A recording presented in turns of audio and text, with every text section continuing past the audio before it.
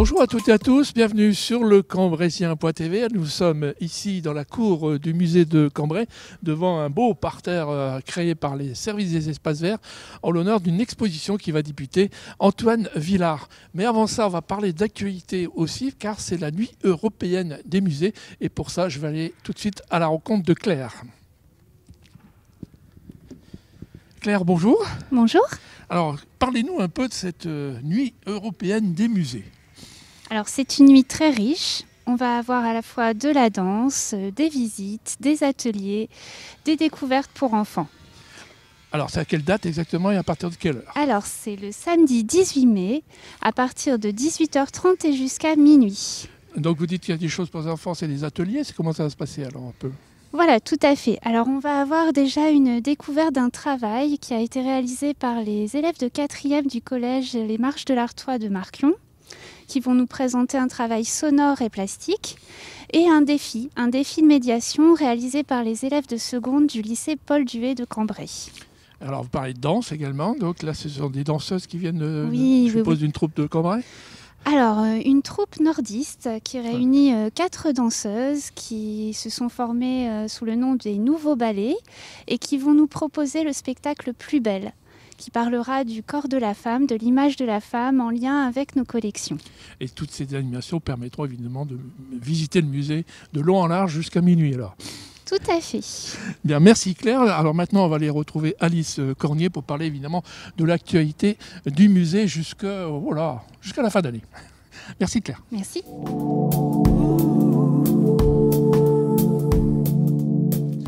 Alice Cornier, bonjour. Bonjour. Alors on est ici dans la salle Georges Marronnier, deux beaux sofas contemporains. Tout à fait, oui. On peut s'y asseoir, la preuve. Complètement, oui. L'idée de cette salle est d'avoir mis ces deux canapés contemporains pour le visiteur, était de rejouer ce salon en fait de l'ancienne maison d'habitation de l'hôtel de Franqueville. C'était un espace d'accueil en fait, d'où cette présence de canapés confortables. Alors ça fait partie évidemment des nouveaux parcours que vous avez établis récemment. Alors où en est-on aujourd'hui? Comment ça se passe et les visiteurs apprécient?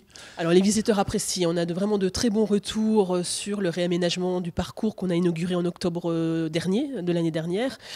Une redécouverte du musée, une redécouverte des œuvres. Les visiteurs sont très contents du résultat. Et cette idée de redonner une forme de domesticité à la maison d'habitation, je crois que le pari est réussi. Bien. Alors, on va parler d'actualité, bien sûr. Une exposition qui débute, là, cette semaine, avec Antoine Villard. Alors, si je suis bien informé, Antoine Villard n'est pas cambraisien. Non, du tout. Il n'est pas cambraisien. Il est originaire de Mâcon. Alors, pourquoi Antoine Villard à Cambrai? Eh bien, c'est dû à l'histoire des collections du musée, puisque la veuve de l'artiste, en 1934 puis en 1935, a fait don d'œuvres de son mari au musée, de 22 toiles en totalité. Et il y avait une salle Antoine Villard au musée de Cambrai. Et alors, aujourd'hui, on pourra retrouver combien de toiles de cet artiste? Alors, on est à peu près là sur une exposition de 80 œuvres. Dont la majeure partie sont en collection privée. Et l'idée, alors on a à la fois des peintures, mais aussi on a des dessins, des travaux sur papier de l'artiste, des photographies également, qui retracent de manière à la fois thématique et chronologique son parcours artistique. Et puis surtout, pour moi, l'enjeu de cette exposition à Cambrai était justement de reconstituer cette salle Antoine Villard, dont on a trace par une photographie. Vous avez une photo, effectivement, on l'a vu tout à l'heure. Donc cette exposition démarre et va durer jusque quand alors? Elle est inaugurée ce vendredi 17 mai à 18h. Nous profitons de la nuit européenne des musées du samedi pour lancer cette exposition et elle se tient jusqu'au 22 septembre. Bien, il y a quelque chose à rajouter peut-être? Non? Venez au musée. Voilà, le mot est lancé. Tout le monde au musée, ce serait une bonne idée. On va tout de suite aller retrouver Tiffaine et on va parler d'un autre peintre, mais cette fois-ci cambraisien, Saint-Aubert. Oui, tout à fait.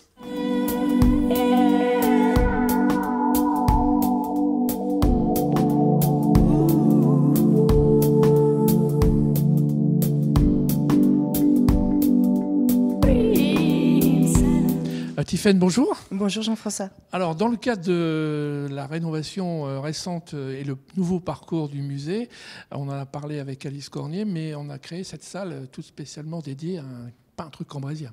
Oui, un peintre cambrésien qui reste aujourd'hui dans les mémoires, qui s'appelait Antoine-François Saint-Aubert, qui a été le fondateur donc, de l'école de dessin de Cambrai, qui existe toujours, et qui s'est attaché, alors il est surtout connu pour des représentations de la vie quotidienne à Cambrai au XVIIIe siècle. Ouais, on a par exemple un tableau avec l'ancienne mairie, un ancien hôtel de ville, et on retrouve évidemment la Grand Place, en tout cas l'aspect de la Grand Place de l'époque. Tout à fait. Donc ces tableaux font partie d'une donation, comment ça s'est passé ? Oui, ces tableaux ont été donnés par Antoine-Louis Saint-Aubert, qui était donc le petit-fils d'Antoine François. Il les a légués en fait en 1854, et c'est vrai que ces tableaux ont participé à la fondation du musée qui n'avait pas encore de lieu pour montrer, pour exposer les œuvres au public. Donc c'est vrai que cette donation a été importante pour pousser la municipalité à offrir un lieu digne de ce nom. Alors tout ça va faire partie, je pense, après d'une collection, enfin du moins, comment vous appelez ça, un catalogue ? Tout à fait, effectivement. Très prochainement, on est encore pour l'instant dans les échanges des dernières corrections avec l'imprimeur. Très prochainement va paraître donc un catalogue de collection consacré à Antoine-François Saint-Aubert. Et aussi, alors à son petit-fils, il nous reste un seul tableau, et à son fils. Je vais vous inviter peut-être à venir voir un tableau restauré grâce au soutien des amis du musée et à une souscription publique. On y va alors ? On y va.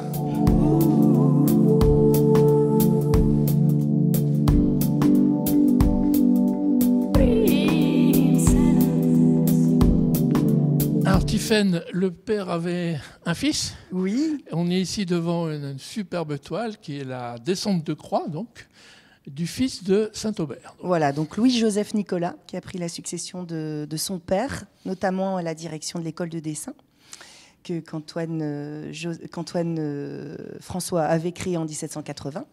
Et donc, Louis-Joseph Nicolas a voulu montrer aux échevins de l'hôtel de ville qu'il était capable de prendre la succession de son père. Et donc, il a voulu copier la mise au tombeau de Rubens. Parce que c'est quand même un tableau très célèbre qu'on a également à Cambrai. Voilà, celui de Rubens est bien sûr plus célèbre, beaucoup plus grand. Hein. Louis-Joseph Nicolas en a fait une réplique en plus petit. Voilà, effectivement, il a fait ce tableau qu'il a offert aux échevins en 1785. Alors ce tableau était dans vos réserves, mais apparemment dans un état qui n'était pas exceptionnel, loin de là. Non, il était même dans un état pitoyable. Il était effectivement rongé par les moisissures, ça faisait des grosses taches blanchâtres. On ne voyait plus vraiment les couleurs, on ne voyait plus toute la partie supérieure, on ne voyait plus ni la signature ni la date. Alors là, vous avez appris qu'en fait, ce tableau était peint en 1785. Voilà, grâce à la restauratrice, effectivement. Et puis, donc, toutes les couleurs qui sont réapparues. Donc, le vert du personnage féminin. Très beau drapé. À droite. Le rouge du Saint-Jean qui soutient le Christ. Et puis, donc, toute la partie supérieure avec ces femmes qui descendent vers le Christ. Qui a retrouvé sa lisibilité en fait. Et puis donc bien sûr la signature et la date. Alors tout ça, ça a nécessité donc, le travail d'une restauratrice pendant combien de temps ? Pratiquement plus de 6 mois, effectivement. Et avec ici une intervention aussi, puisqu'il a fallu refixer la couche picturale qui partait en fait en lambeaux avant de pouvoir le transporter. Bien, ça ne peut qu'engager les Cambrésiennes et Cambrésiens à venir voir ce superbe tableau.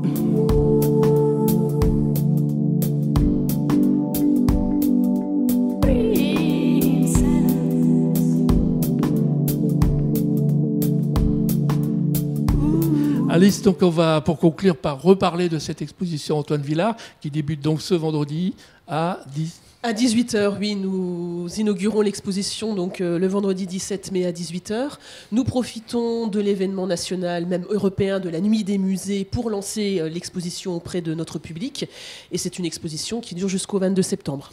Alors, mais on va aussi parler d'une actualité proche, qui est notamment 2 nouvelles expositions d'abstraction géométrique avec Geneviève Kless, notamment. Oui, tout à fait. Parallèlement à l'exposition d'Antoine Villard, nous programmons 2 accrochages successifs collectifs qui sont dédiés à 2 grandes dames en fait, de l'abstraction géométrique et qui ont été très généreuses avec le musée des Beaux-Arts de Cambrai par le biais de donations. C'est Geneviève Kless, qui est décédée donc l'année dernière, qui à 3 reprises a donné des œuvres au musée, 1990, 2004 et 2013. Donc accrochage à partir de nos collections et de documents d'archives qui se déroulera entre le 18 mai et le 21 juillet. Et la deuxième exposition dédiée à une autre femme de l'abstraction géométrique, c'est Eva Maria Frottronck. Donc entre le 24 juillet et le 22 septembre, Eva Maria Frottronck, qui était collectionneuse, directrice artistique d'une association d'abstraction géométrique sur Paris intitulée Repères, et qui en 2006 a effectué une donation importante de plus d'une centaine d'œuvres au musée des Beaux-Arts de Cambrai. Donc toutes les deux sont décédées l'année dernière et il était il était important pour le musée de témoigner de cette histoire-là avec ces 2 femmes. Merci Alice donc de ces informations. Et puis alors, on peut dire encore une fois, Cambrésiennes, Cambrésiens, vous venez au musée, c'est sympa, on peut s'asseoir dans les sofas, c'est formidable. Et évidemment, regardez ces belles expositions. Ce magazine est maintenant terminé. On se retrouve bien sûr comme toujours la semaine prochaine. Bonne semaine à toutes et à tous. Allez, ciao. Au programme de cette semaine, tout d'abord, une porte ouverte au centre hospitalier et notamment à la maternité. Visite guidée, y compris du bloc opératoire et des salles de naissance, découverte des dernières pratiques d'accompagnement, salles nature, prise en charge alternative comme l'acupuncture ou encore l'hypnose. L'allaitement et bien sûr d'autres choses à découvrir. Rendez-vous au centre hospitalier le samedi 25 mai de 10h à 13h et de 14h à 17h. Depuis 19 ans, American Journeys, c'est le festival en original version.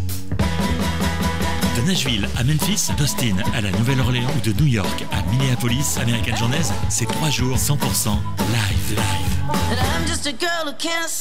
Des années 50 à aujourd'hui, American Journeys, c'est tous les styles en un seul festival.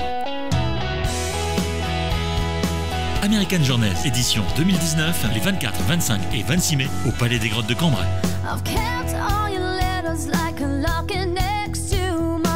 Informations et réservations sur le www.american-journeys.com. Cambrai en fête et en musique avec 6 grands événements à ne pas manquer.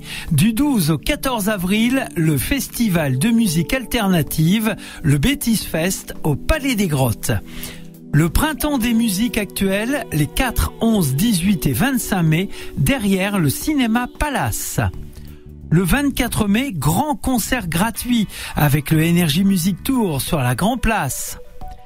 À suivre les 24, 25 et 26 mai, les American Journeys, le 19e festival de country au Palais des Grottes. Musique encore avec la fête de la musique le 21 juin. Enfin, musique classique avec les musicales du 4 au 10 juillet au théâtre de Cambrai.